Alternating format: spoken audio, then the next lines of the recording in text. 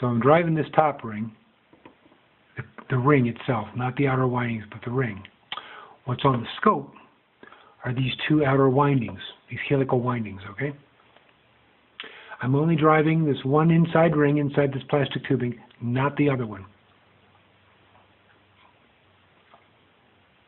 The frequency that I'm driving it is 118 kilohertz, but these are actually, these upper spikes are half a second apart. The yellow one, the yellow trace, is the bottom helical winding, so it's picking up. Now, the coupling is very minimal because these windings are crossing each other at somewhat of a 45-degree angle, 45 to a 90-degree angle. And on the helical one that I'm driving, on the helical winding that's wrapped around the ring that I'm driving, the top ring, it says 240 kilohertz. I'm driving it at 118 kilohertz. And the peak on channel 1 is 2.2 volts. The peak on the bottom helical winding is 1.5 volts. So there's pretty good coupling there for being air core and minimal parallelism in the windings themselves. Pretty minimal setup here. So each of these plastic rings has a loop, let me rephrase that. One winding of bifilar stereo cable, and I've connected them together so it's two windings apiece. So there's 2 loops in there, in each one. I've tried as best to manage the winding, these helical windings. They're as close as I can make them. Now I can do that better if I went tighter specs on these things.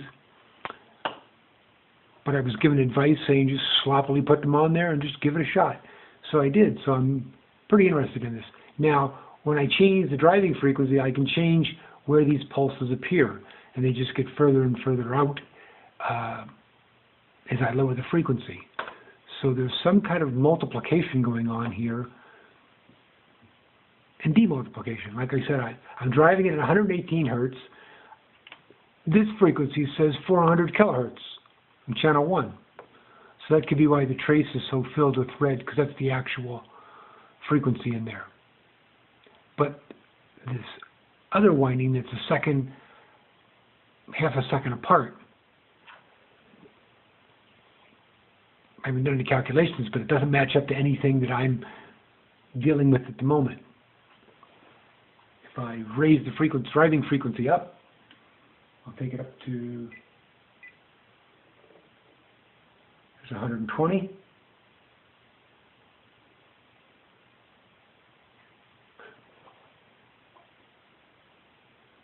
Well, isn't that interesting?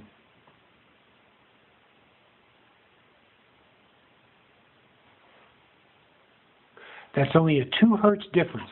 That's 118 hertz, 118 kilohertz. And this is 120 kilohertz. So that's a difference of 2K.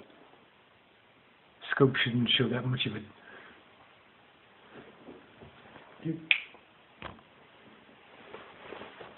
Let's change the frequency here, see what we get. Crank it up to 2. Yeah, the scope doesn't go that slow.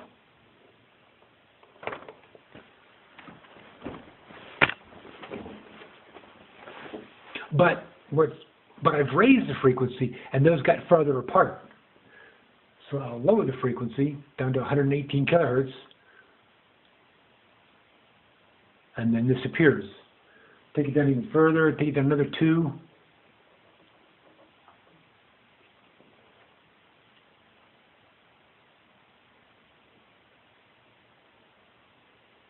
Somewhat.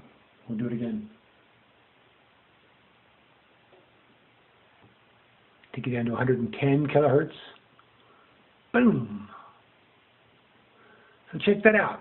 So in this setup here, the range of, let's see, let's go 114 kilohertz. It appears. Down to 112 kilohertz. It's still there. Down to 110 kilohertz. It disappears.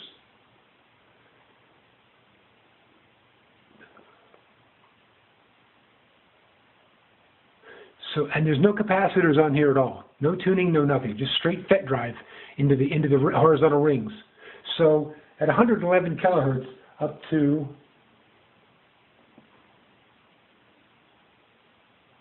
119 kilohertz, rounded out, I get this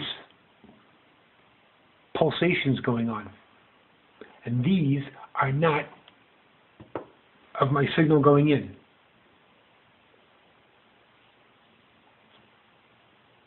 So within that range, and probably some harmonics down from there. Let's see, let's get on to 51.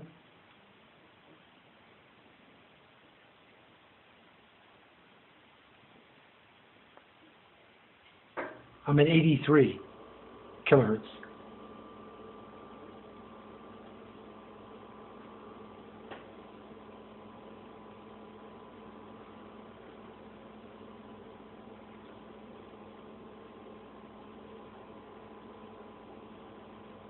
And it's still there somewhat.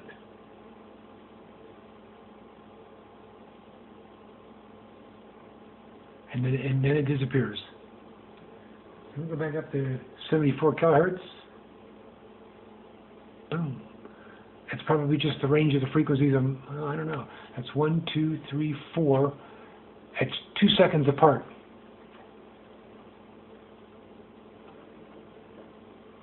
Put this back up to 115 kilohertz. No, it doesn't show up. Huh. There. At 118 kilohertz, it comes back. Let's go really higher.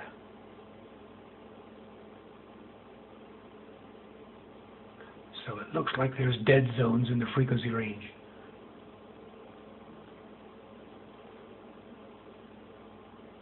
But still, the difference here, this is on a 250 millisecond setting, so that is half a second apart. That's a quarter of a second. That's a half, well, not a quarter, an eighth. So there's a half a second, quarter and an eighth, yeah.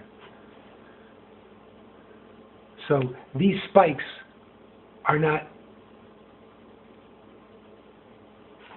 connected with anything that I'm putting in or any kind of my calculations so far. Pretty interesting. Someone had posted that these things would bounce back and forth. It looks like it's a possibility with this type of coupling.